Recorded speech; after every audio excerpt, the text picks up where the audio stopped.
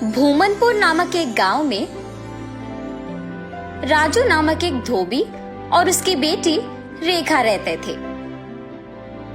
हर रोज वो दोनों गांव के लोगों के कपड़े को धोने नदी के किनारे जाते थे। वहाँ वो कपड़े धो के सुखाते थे और तब सूखे हुए कपड़ों को उनके घर ले जाते थे। राजू उन कपड़ों को इस्त्री करता था और रेखा इस्त्री किए हुए कपड़ों को तय करती थी। तब जिनको जो कपड़े लौटाना है उन्हें अलग अलग जमा करती थी।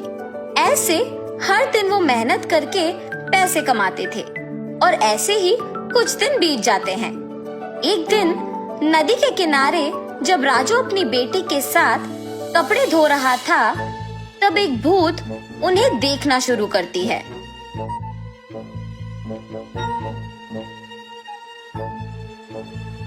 न जाने मैं कब ऐसे कपड़े पहनूंगी।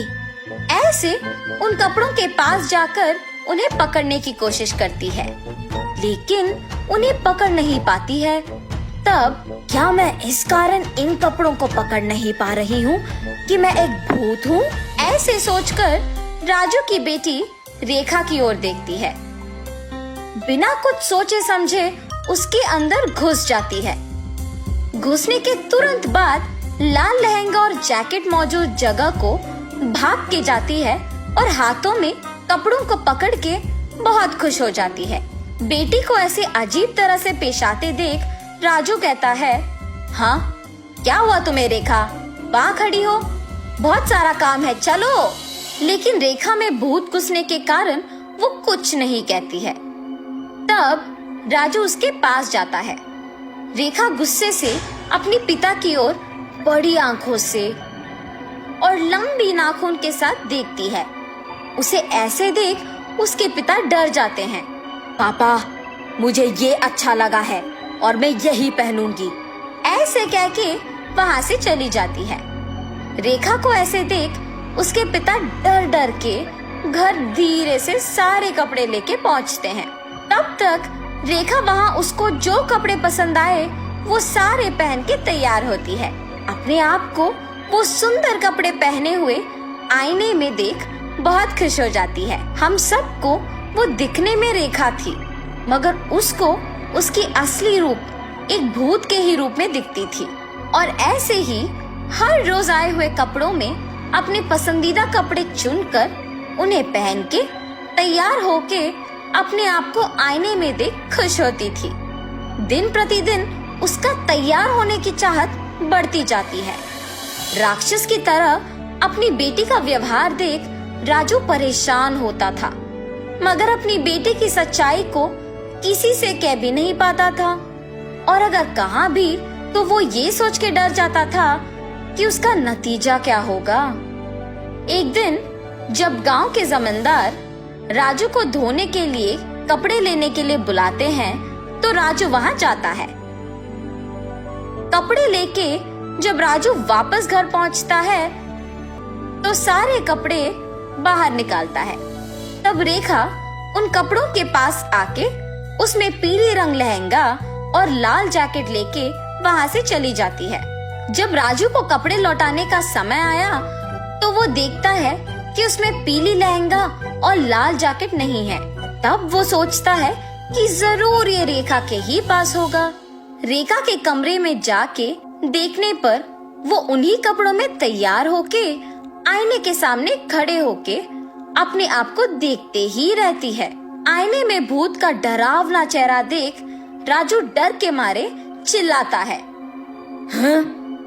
तुम यहाँ क्या कर रहे हो? राजू उसके ऐसे पूछने पर कांपते हुए कहता है, अम्मा, आपने जो कपड़े पहना है वो जमींदार के बेटी की है। इनको आज उन्हें लौटा देना है, कृपया उन कपड़ों को दे दो। हाँ? क्या? कपड़े? बिल्कुल नहीं दूंगी, जाओ यहाँ से। ऐसे कपड़े उनके पास बहुत होंगी, अगर आप अभी इन कपड़ों को वापस कर देंगे तो और भी कपड़े लेके आऊंगा। अब अगर मैं इन कपड़ों को नहीं लौटाऊंगा तो मेरा व्यापार नहीं चलेगा। मैं हाथ जोड़ के विनती करता हूँ, वापस कर दो, तुम मेरी बेटी नहीं हो। हा हा हा, सही पहचाना। हाँ, मैं तुम्हारी बेटी नहीं हूँ। ऐसी और कपड़े हैं? हाँ, बहुत सारे। तो फिर इन कपड़ों की मुझे क्या जरूरत? ऐसे कहकर उन कपड़ों को वहां छोड़ के हवा में उड़ के गायब हो जाती है। ये जान के जमींदार की बेटी के पास बहुत सारे कपड़े हैं, वो सीधा उनके ही घर पहुंच जाती है। अच्छे कपड़ों के लिए सारे कमरे छान मारती है। उस घर में मौजूद जमींदार के परिवार वासियों को राजू की बेटी का व्यवहार कुछ समझ में नहीं आता है। जमींदार की बेटी अपने पिता को बुला के कहती है, पापा पापा, राजू की बेटी रेखा बहुत अजीब तरह से पेश आ रही है। ऐसे कहते ही वो वहाँ जाकर कहता है, ए लड़की, क्या कर रही हो? पागल हो गई हो क्या? जमींदार के ऐसे कहने पर क्रोधित होके रेखा जोर से चिल्लाते हुए अलमारी को उठा के उन पर फेंक देती है। सभी डर जाते हैं और जो कुछ भी वो मांगती है उसके सामने रख देते हैं। रंग बिरंगी कपड़े, जेवर, चूड़ियाँ, सब। हाँ, आओ आओ, मुझे तैयार करते हुए मेरी सेवा करो, आओ। सभी डर के मारे उसके आदेश का पालन करते हैं। उसे तैयार करके उसके सामने ही एक बड़ा आईना भी रखते हैं और सभी उसके पास नीचे बैठ जाते हैं। तभी उसके पिता राजू कपड़ों के साथ जमींदार के घर पहुंचता है। राजू को देख जमींदार गुस्सा होके उस पे चिल्लाने लगता है। वो देख रेखा उसकी शक्तियों का उपयोग करके जमींदार को नीचे गिराती है। क्रोध में पागल होकर सारा सामान जोर जोर से नीचे गिराती रहती है। वहाँ मौजूद सभी को एकदम डरा देती है।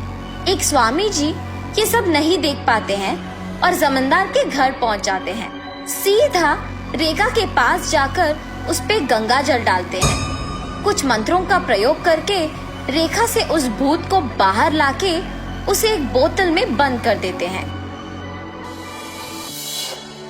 भगवान के रूप में आकर आपने मेरी बेटी को बचाया।